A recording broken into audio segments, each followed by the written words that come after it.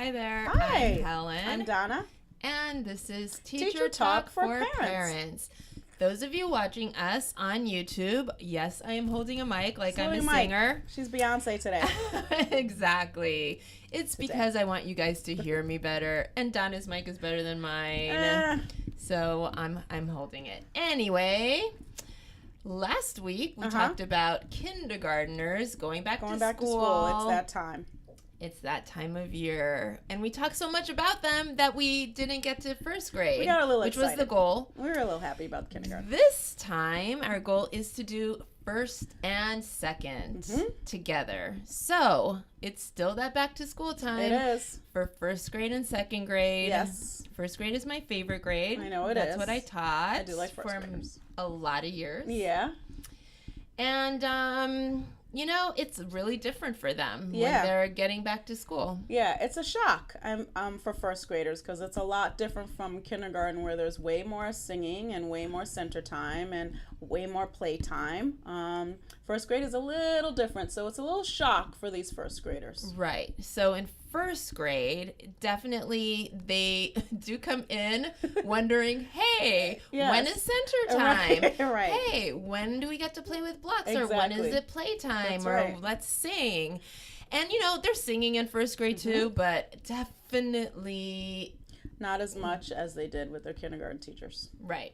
Sorry. So first grade, we're in it. We're moving. Ready to get your pencil. We're ready to go. Exactly. We're working. Right. Turn to page 8.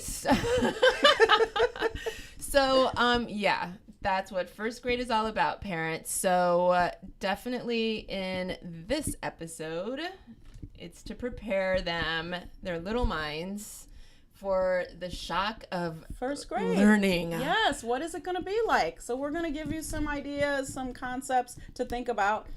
To prepare your child for their first grade year, for the first day of their first grade. Right. Okay, so in kindergarten, we talked about how really they're learning to recognize all of their letters, all of the sounds. Shapes, numbers up to 30. Yes. How to read words, simple words like cat, bat, all based on the sound because that's what they learned in kindergarten. Recognizing their name, being able to spell it. Yep. So, by first grade, that's what they should come in already knowing. Correct. We're in full swing of things at that point. With the recognizing their name and their numbers, they should know all of that already. Right. And the sounds. Yeah. Because once you get in first grade, it is time to learn how to read. Yeah, so we're using all those sounds that they already know. You're using your sight words that you already know to now put those in sentences and read those sentences. But easy sight words. Exactly. Like kindergarten sight words it's like is, fun, big. Yeah. But in first grade, we're getting to really the words that they're going to see continuously in their books. As they're reading, correct. Yeah. As they're reading. Okay, so reading for first graders. Yes. When we start out the year, we are still focused on, because they're going to be, they're just starting out and coming in from kindergarten. Yeah. So they're starting out with books that they use the pictures heavily, and they rely on the pictures to be able to read. Yeah, they're picture reading. Or they're doing a picture walk in kindergarten. They've done that. So by now they're past that. We're moving past that now. They're not just looking at the pictures, or they're not just relying on the pictures to read. Now they're relying on their knowledge of the sounds of the letters, or the sounds of the letters and the words that they should know by now. So they're being able to identify those words, those sight words, and put them in sentences. And they should be able to read those simple sentences now. At least we'll be able to show them and teach them and train them. But by first grade, they're moving more away from just picture reading to looking at those words, to figuring out what it says. And what we mean by picture reading is, if you listen to our last segment, maybe you didn't because you don't have a kindergartner, but if we gave examples and a website to go to, that website was Plus. Okay, here we go. It was raz-plus.com. Yep. And they have leveled books. Correct. That you can see where kindergartners should Yes. be. And they're, kindergarten should be at level A, B, and C. Mm-hmm. And if you take a look, a level C book, for example, on page 1 would be a simple sentence like, the cat is blue. And then there's a picture of a blue cat. It will be 4 or 5 words max on each page. And then the next page is a picture of a blue kite. And the words are, the kite is blue. That's another thing, patterns. Correct. And repetitive words. So seeing those words over and over again. The beginning of first grade, they're relying heavily on the picture. They're relying heavily on patterns in the book. That's and so first grade is all about getting them gradually away from relying on patterns in the book and relying on the picture and giving them the strategies to learn how to read. How to read those words. Yep. Sounding them out. Yes. Correct. Sounding them out. Yeah. But it's not just about sounding them out, parents, because I think that a lot of parents, they think that maybe that's the only strategy to use. That's true. And it's not. There are a few strategies, that are tried and true, like that will always work. That's true. So let me give you some of those strategies for reading. Of course, the good old sounding out is always great. However, in the English language, there are tons of words that you cannot sound out. There's a lot of words that you can't sound out. And True. just look weird if you sound weird if you try and sound it out. So here's the thing. Yeah.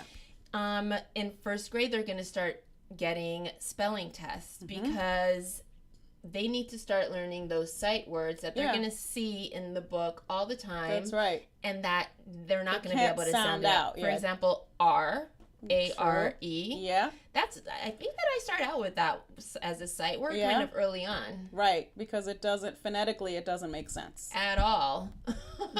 So that might be my second week spelling word. Yeah. It's R, yeah. R with. Yeah. Yeah, these are sight words that they need to know. Sight meaning they need to know when they see it, not to sound it out in order to know it. They need to see it and be able to say it just by looking at it. Once they recognize that word, they should just be able to say it. Those are sight words. So by first grade, they should have at least 50 words. They should have already learned by the end of kindergarten. They should come in with a set of 50 words. There's a list that teachers use called the Dolch list, D-O-L-C-E, Dolch list, which is a list of words that students should know by the end of certain grades. So by the end of kindergarten, they should know about 50 words. That Dolch list provides you with all those words they should know. And then going into first grade, by the end of first grade, they should know about 100 words. So that Dolch list, again, will give you some more words that first graders should know. Dolch list? Yeah. I don't know about that list. Well, we're gonna drop it in the box. I'm gonna show you. Can parents go to that list? Yes. Okay. Yes. It's a great list. It's a list that we use just to kind of give us a of course, guide. I know the sight word list. Yeah. But I guess I just never knew the name was Dolch. It is. That's why Donna has 22 years of experience to my 13. You've heard it, Helen. You know it.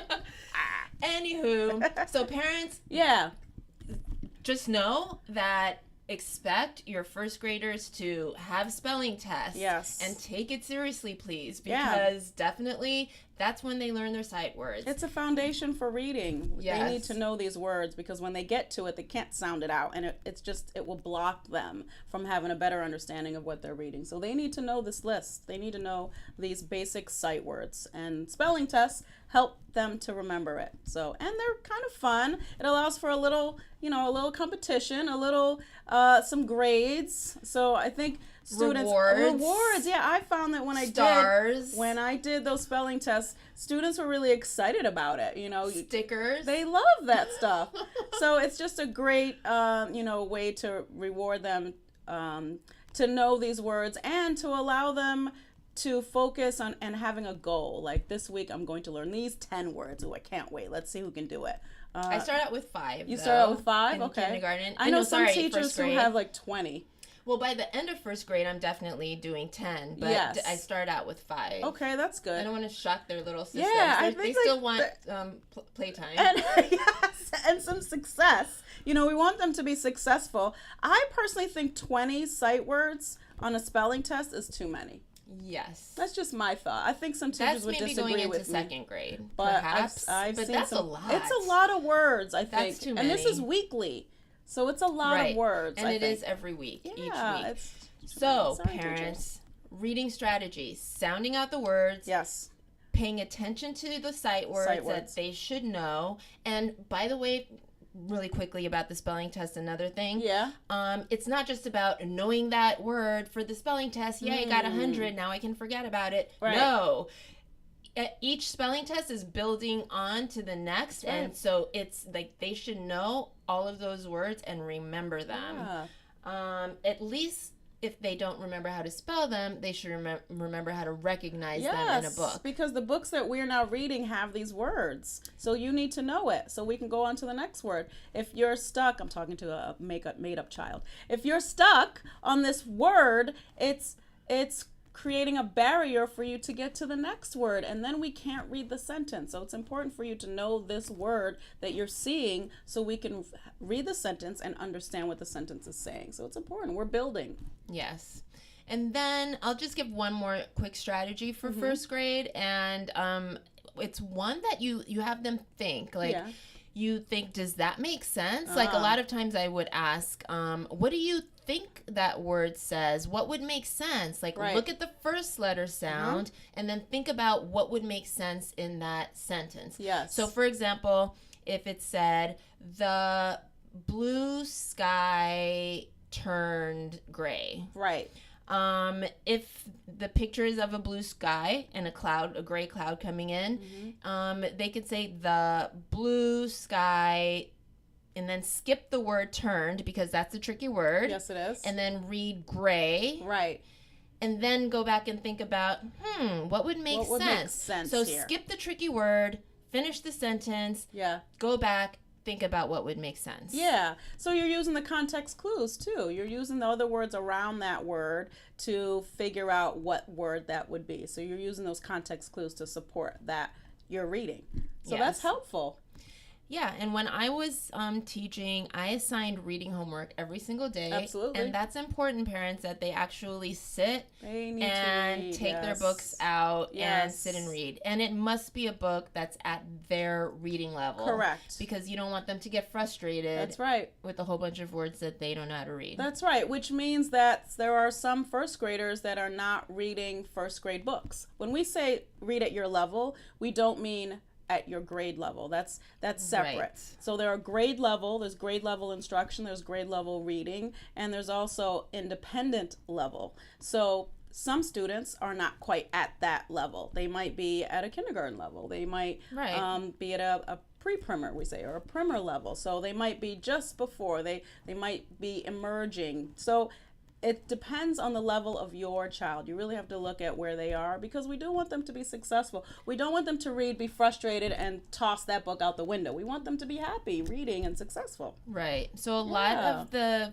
beginning weeks of school is doing, like, collecting data on each child, having them sit down. We're doing running see records. what level they are, see where their reading is. Yeah. And then assigning them to the books that are at their level for their them. independent level reading. They should not be stressed or frustrated. There might be a few words in there that they might have that might be tricky, but they should not be frustrated reading their book on their independent level. Right. So that's something that I would stress, like, if parents go to this website and go to different books, find a book that your child can read 70% of the book and 30% is tricky. I like that. That's just my numbers, yeah, by the way. I like that. no like statistic. No, that's good. But that's good. Yeah, because they'll figure out they will use the strategies to figure out the 30% of the tricky words that they don't know. Yes. But then they're not frustrated. That's right. Because when they're frustrated, they're not going to want to Then read. it's blocked and they can't go forward. We want them to have success. Yeah. Exactly. And then, of course, all of this that they're learning in reading is going to help them in writing. Absolutely. Which is something that you do every single It's day. all tied. And in kindergarten, it was more of drawing pictures and labeling the pictures and writing down, every sound that you hear. Right.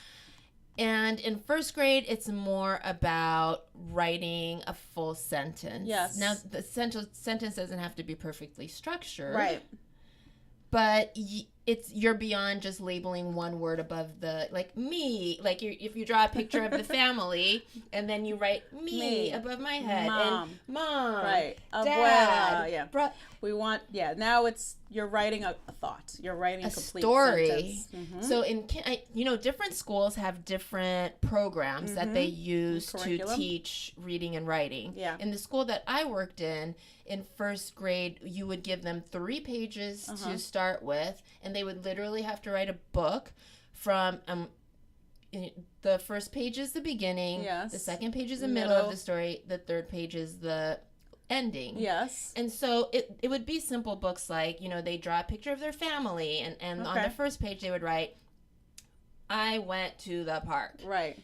Will they write it all correctly? No. Yeah. But they will do their best. And that's when they're going to practice. Yeah. Putting a space in between That's your right. word. Uppercase letter at the beginning. You period start your at the sentence end. That's with right. a So we're capital developing letter. their understanding of sentence structure. Right. Yeah. First grade, the beginning of first grade, this is when it's happening. Spacing your words, writing on the lines. I would say to them, don't let your letters float up. It has to stay on the line. Stay on the lines. Yeah. Okay. So that's writing, which is extremely important. Yeah, and difficult. I think that of all the subjects in first grade, that's the most tricky one, I think. I think in all grades it can be tricky. Agreed. That's hard. But if they develop at this young age a liking to the process of writing, meaning if they do it for more fun and not because they have to. Right, and being able to express their thoughts and put them on paper. Right, which is why I like the idea of writing a book. Yes. Because you can write about any topic. Like, That's right. I'm not telling them, today you have to write about this. Right. They sit and they think about, what do I feel like writing That's about? right. Okay, so the first page was, I went to the park. Yeah. Second page, I went on the swings. Last page, we had a picnic. More of a connection. It connects them, and they're able to express themselves. I think that's where, although it's tricky, you're right. It's the one area that you can really see develop, and the one area that they can really show themselves in writing. And just show what type of person they are, and share with others what they like, who they are, where they go. Yeah. And a lot of times, just one tip, a lot of times at the end of the story, they always write, and then I went home. Oh. And then I went home. Yes. And then I went. So I would always try and get them out of the end always being, and then I went home. End in the place where you are. Yes. Is what I would tell them. Okay. So we're getting back to the whole idea of every book has a setting. Yes. Every book has characters, That's right. including the books that they write. That's right. In writing time. Yes. My pet peeve was always the end. Like when they write something and then they put the end. I know it's the end because it's the end, but you don't have to tell me it's the end. I think they like it because it's kind of dramatic. Dun, dun, dun. Exactly. You don't have to write the end, my love. Erase it. You don't have to have the end. It's okay. It's beautiful on its own. You don't have to tell me it's the end. I'll know because I stopped. You put a period. Thank you. Yes. And then in math for first grade, they are starting to add those. At the end of kindergarten, they had to recognize numbers. Correct. Now they're going to start adding those numbers, counting by 5s, using tally marks a lot of the times, counting by 10s, adding by 10s, that's right, counting by 5s. Looking at patterns in addition, subtraction. Okay, yeah, that's true. Yes. So, in case you weren't with us last week, parents, here are the resources to go to get all of this nifty information. As you know, there's a ton of resources that you can find that will help you. We're talking about math, yes, but we're going to give you a couple that are really good. One in particular, what was the one particular website that we really liked? Funbrain.com. Funbrain.com is really great. Kids love it. It's very colorful. They've updated it. I think there's actually a Funbrain 1 and a Funbrain 2 now, which you'll find, which is very exciting. And it's divided by grades, it's right? It's divided by grade. It starts helpful. at kindergarten. I don't think they have a pre-K, but it does start at kindergarten. So they have a kindergarten section. They have first grade, second grade. So you can go on each grade. They can click their grade and then choose. It's a game, really. They'll choose an addition game or a subtraction game, and it will support their learning of that subject. But Funbrain is a great one. We use that a lot. Okay. And then to go to the leveled books where you can find the different levels, that one is RAZ dash plus. .com. So that's where to go for your leveled books. And then there's always good old Starfall. Starfall, love it. And we're going to give you the links to these things, parents. So check it out below. Yeah, Starfall's a good one. Kids love that one, especially lower grades, pre-K, K1 and 2. That's a great website. Again, games. They think they're playing. I mean, they are playing. They're playing games, but there's a lot of learning in those games that Starfall has. Starfall is a really good website. And yet again, Donna, what do we do? Are stuck on first grade only. We didn't get to second grade. We did it again. It's okay. First grade is so great. There's a lot of, listen, first grade is very important. Okay? Yes, we talked about the foundation. When we're talking about foundation, that's it right there. Yes, kindergarten, yes, it's very important. First grade sets it all up. It brings in those little things that they've learned in kindergarten. Although big concepts, those little things, meaning their sounds or how to play with others or those concepts that are kind of tiny. And then in first grade, it brings all those things together. First grade is a very important grade. So we had a lot to talk about. Yes. Okay, Helen. It's definitely the foundation, and it's a serious grade because once you get to second grade, if you didn't learn what you need to know in first grade, then every other year is harder. That's right. You're really behind at that point. You've lost some precious time, and the building you back up is tricky. So first grade is very important. There are concepts in kindergarten that you could have missed that you will get in second grade, but there are concepts in second grade that are just not taught in concepts in first grade that we're not teaching in second. So we have to now go back and review, and that's where it gets tricky. It's hard. So first grade, got to get this right. It's a very important grade. Yes, parents. So your takeaway for today. Your takeaway for today is talk to your kindergartner about to become a first grader, prepare them for how it's not going to be as playful as kindergarten was. That's right.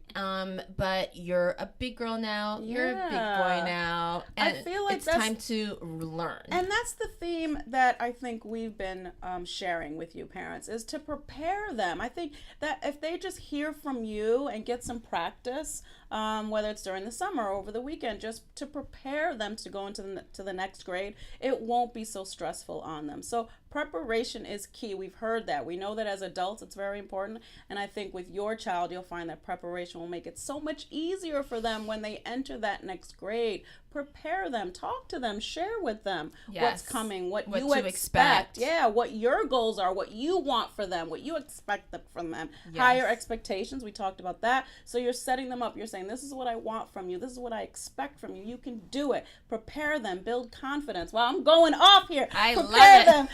Build confidence. Get them ready. They can do it. Get them excited. And then after their first and second day, you'll have those conversations with them again. So what did you do today? Did you learn? Did you practice that? How did you show that? How did you prepare? How were you prepared? We're going to do it again tomorrow. We can do it. Yes. Woo-hoo! We can do it. Yes. We can do this. All right, guys.